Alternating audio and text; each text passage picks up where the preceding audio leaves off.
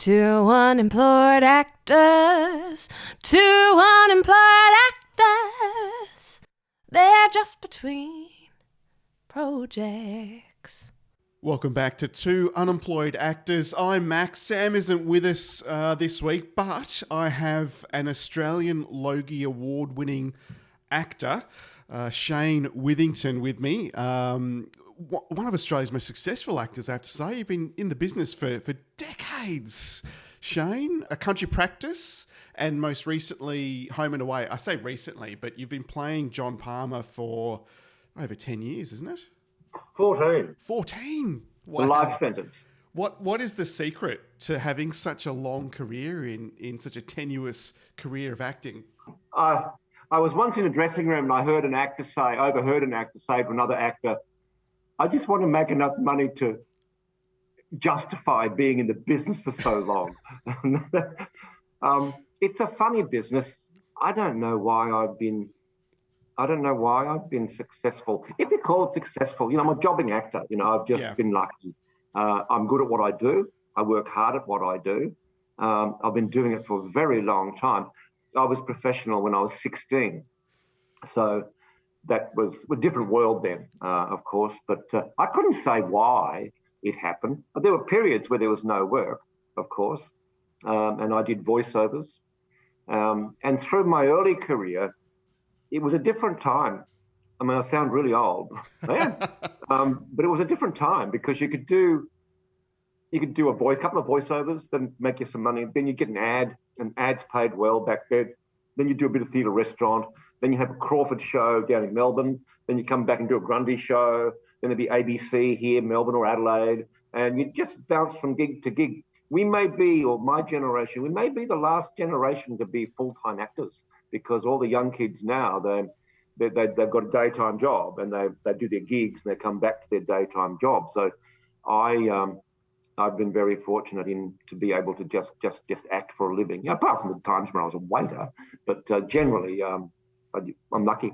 I think in a way some things haven't changed. The fact that you've got to be flexible in your approach if you really want to make it a career, like the slashy mentality, voiceovers as well as acting. You've got to put as many hats in the ring as you can to make a living. You've got to be versatile. I see a lot of young people come through and they do one thing. They don't do comedy, or this is what I do. And that's not, no, you've got to try the triple threats, the singers, the dancers, the actors. You need to be able to do all that. Yeah, there's enough reasons not to hire you. I mean, you don't want to give them any more. So. Yeah, it's true. Do you remember I get jobs not because they want me. I get people, when I get to my age, they know they don't want me. So I only get the jobs they want me for. That's a great strategy. Do you remember how you got your start? Did you go at 16? Did you find an agent and start auditioning right away, or? No. I was lucky enough. I auditioned for and won a thing called the Elizabethan Bequest Scholarship in Brisbane, and that taught me. It was for a year. Then I won it again the next year. I was 16, and it taught me. Well, day one, I cleaned out underneath the stairs of the theatre. And day two, I'd do something else. And then they taught me sound, lighting. I'd rig the show, taught me how to do all the lights, wardrobe, tap dancing, voice classes, and of course, acting classes. And eventually they gave me a small role in the show. And they just built those roles up the second year, bigger and bigger and bigger, until I was playing leads at 17.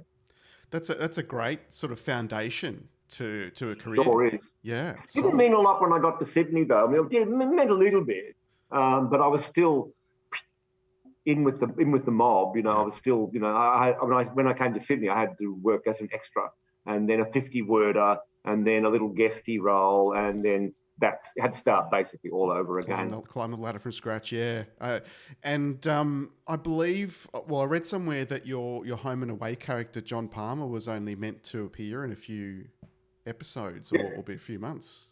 6 weeks. Right. 6 weeks, yeah. So don't invite me to dinner. Don't go home. Yeah. 6 weeks, and then they offered me a year. And I thought, oh, great. And the reason I took the year was I wanted to have a paid holiday. I wanted to take my family on a holiday and be paid, like to have an actual paid holiday. Because up until then, I've been making films, films and other TV shows, and I did just before Home and Away. I made Out of the Blue, which is a co-production, Australia-British co-production, and we had the same producer. Julie McGoran was on both of those shows, and when I finished, she said, "Do you want to come over to the Bay?" And I'd always sort of kept away from Home and Away, and I had quite an old-fashioned opinion of what the show was, right? Because years ago it was pretty rough. It's just come ahead so much. I'm sure Ray will forgive me for saying that.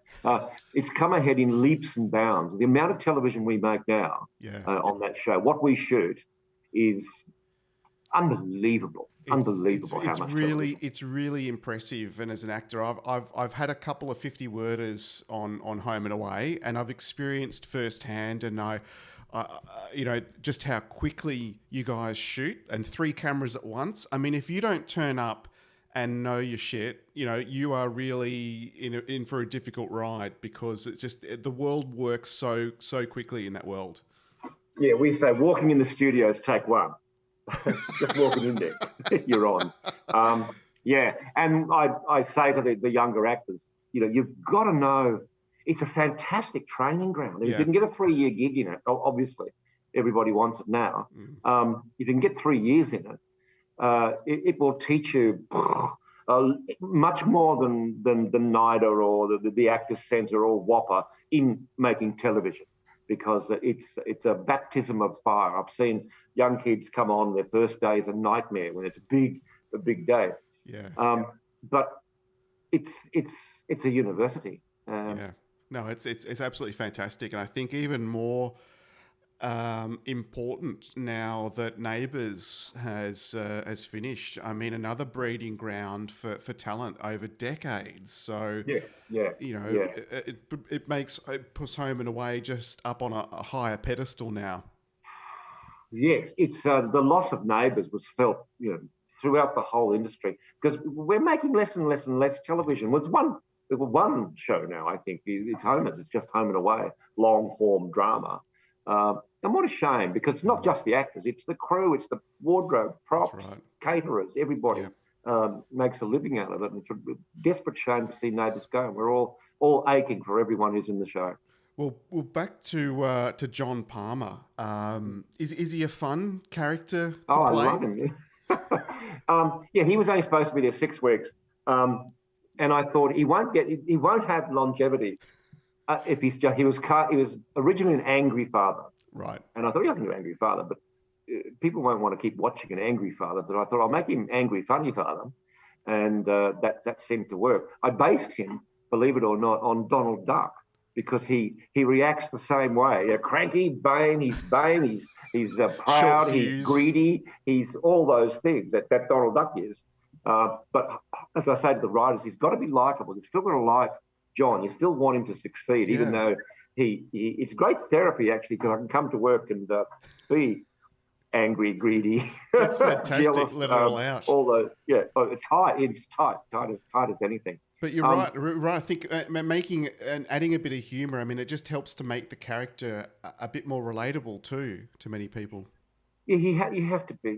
People. The good thing, be the man. A lot of the kids come in with their acting school lessons in their head, and they struggle when they first start. My advice to them all is be the guy.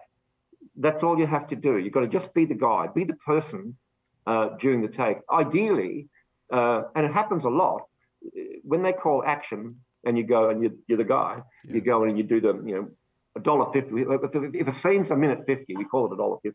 If it's $1.50 scene, for that minute 50, you are that guy. You've got to trick yourself into believing you are that guy. Yeah. And that's the only thing that matters. And I say, they all worry about what they look like I just did before we started filming. But I have no choice. It doesn't matter if I worry what I look like. But it's not about how you look. Yeah. It's about what you're doing and who you are. It's all that. It's that simple to keep the role running. Yeah. That's really interesting. And I think, particularly with soap acting, would you say it has its own particular style of performing? Television or Homer's? Yeah. Yeah, it is. It's very different from theatre, obviously. It's a whole world. It's not even a job. It's a lifestyle because you live and breathe it. Because we are there, 12-hour days, bang, bang, bang, bang. We do a lot. We make a lot of television, and it is a different style. You've got to back yourself. There's no room for insecurity because there's no one's there to support you. There's no time for it. No, absolutely. And the crew, bless every single one of them, won't let you be insecure because they're merciless with us and our performances. It's certainly like coming in as a 50-worder can be tough because you're just literally there for a moment in this what appeared to me to be this really well-oiled machine. These people have done it before, and I could just shut up and watch and just learn so much from them. It did feel like one sort of, big family in a way. It is. Well, all long runners, or all long personal connections become families, whether you're on a bus tour around the world or whether you're working in a television series. But we spend more time with each other, with our fake wives, than we do with our real wives. We spend a lot of time together. Yeah. And for all its warts, Home and Away is a very familial setup. We've known each other. I was working with some of the cameramen when I was 21. We've known each other our whole lives. Oh my God! And I think they are possibly the best television crew on earth. Well, I guess the true test is that you've been there for 14 years. I mean, nothing says that more. That's fantastic. And well, look, speaking of family and on-screen wives, I mean, you famously married your on-screen... She was your on-screen wife in a country practice? Annie, yes, she was, yeah. But we didn't marry her. We're still both waiting on a better offer. But we're still together. Although I'm not. Right now, she's actually on a camel in the Flinders Ranges. Right. So, the lengths she'll go to get away from you, or I think that she's found a camel more attractive. Annie, of course, was Molly in a country practice. You have to say the casting director as props to them for that wonderful pairing. I grew up watching country practice. It was fantastic. I used to love that. And Cookie was another favourite character of mine from the show as a little kid. Used to love his larrikins. What a character he was. What a joy it was. How lucky were we to get to fall into a show like that with all those wonderful people. It was tremendous stuff. And it never goes away. I mean, I've changed. I'm older. But I walk down the street and people go, Brendan, wow, you're doing all right. Remembering me. If someone was to land a role on a soap, or land a role on a television show, what advice would you give that up-and-coming actor to prepare? It sounds really silly, but a lot of young people come in, a lot of young kids come in, and they have only half learnt the dialogue. They're struggling for it, but they can see them thinking, what's my next line? Mm-hmm. It's so basic. You've got to have, as Anne says, you've got to have the lines in your bones. So if they just fall out, then you can do something with it. It's not just a case of standing and saying them. And I see many, many, many young actors standing there and saying the lines. It's not about that. The lines are the last thing. You put them in your bones, so you know them backwards. You come on, then you've got time to play with it, to change it a little, to play with the timing, and I get back to it. Be the guy. That's really important. That's great advice. Yeah, I think there's nothing feels better than when you're in the moment as an actor and you're able to just relax in a way and act and react more so naturally because you've got the bits you can control down pat, and you can sort of be free in the moment. And sometimes you end up making character choices that you wouldn't have consciously made. It just happens. It goes back to that the absence of time between action and cut. Really, you should be the guy. You should be in that zone so well, almost that you what happened? And knowing your lines and knowing what you're doing and being confident. There's nothing worse than feeling like you're acting, like you're struggling for a line, and you've suddenly become aware of everybody around you, and you start getting uncomfortable while you're doing the scene, and you're not 100% the character. And I hate that. Some days I come off going, today, 3 or 4 scenes, I didn't like it. I didn't feel like I was in the zone. I mean, I'd imagine there'd be a few days where you feel like you have to work just a little bit harder to make it work? What are there any sort of tips and tricks you use just to help, kickstart, get in the right mindset? I always, before I start, I take an enormous big breath, fill my lungs up, look up, and just go, I'm John Palmer. I'm John Palmer.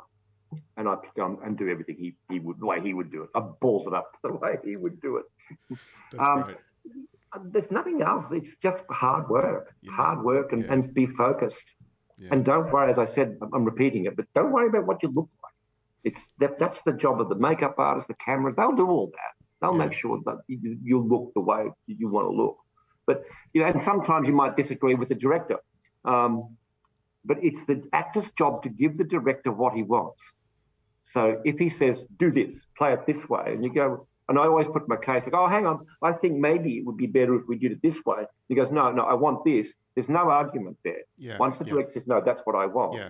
It's not about the actor giving his amazing performance. It's about the actor giving the director what the director's asking for. And sometimes it's not the way you want to do it. It happened this week. I was asked to play a scene. I would not have played it that way. In that case, I think I was right. Yep. But many times the director goes, no, try this. And you'll do it. And you go, boy, I didn't even think of that. I didn't even think of playing it like that. And I guess it must be really interesting for you to be able to work with so many different directors. Oh, yeah. And so many different actors. One of the big joy is we roll through a lot of actors and the young ones come in. I get to steal all their ideas. On they go. And I do. Well done. It's so lovely to see them. You get the energy from the younger ones too. Often the senior cast, we're called the senior cast.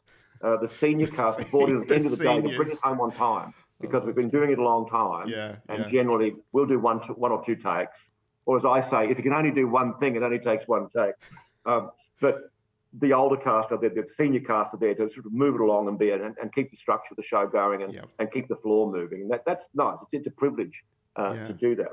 That's really interesting. And as I say, the younger actors coming through with their energy and their vibe and their approach to their characters with just some beautiful people. Oh, I've fallen in love with so many of the young cast, and all the young ones that I've had serial relationships with in the show. They all keep in touch and they all ring, and we're friends. I go sailing with some of them, and that's been. I'm so lucky to have that side of the show, the social side of the show, and meet these incredibly talented young people and follow their careers as they go often overseas and become stars. You make more money than I do, mate.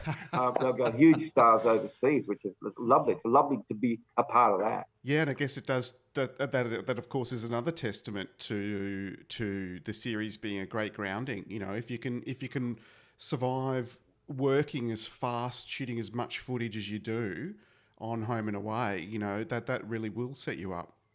Yeah, and the Americans watch the show. Like the big casting agents get it sent over and they watch it. And they watch the young ones and they go, oh, well, he's done 3 years. He's done his training at Home and Away University. He'll hit his mark. He'll know his lines. Yeah. He'll understand what the shadows are. He'll understand, how to avoid shadows, how to do all the actor stuff. Yeah. And that's as you say, it's a great credit to the show. Yeah, totally. And what would a normal week look like for a normal work week where you've got some scenes in the studio and some scenes on location? What would it look like? Every week is completely random and there's no pattern at all because it'll depend on what they can shoot, what the schedulers can put together and what sets are built. So you can't ever say I get Thursday mornings off.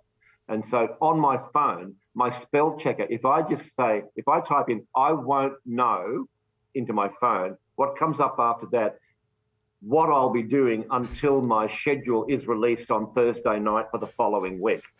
And so and people go, what are you doing Wednesday? I don't know. I've got a schedule. What about Thursday? What part of schedule don't you understand? And with COVID now, we've been shooting 24-hour. We're on 24-hour call.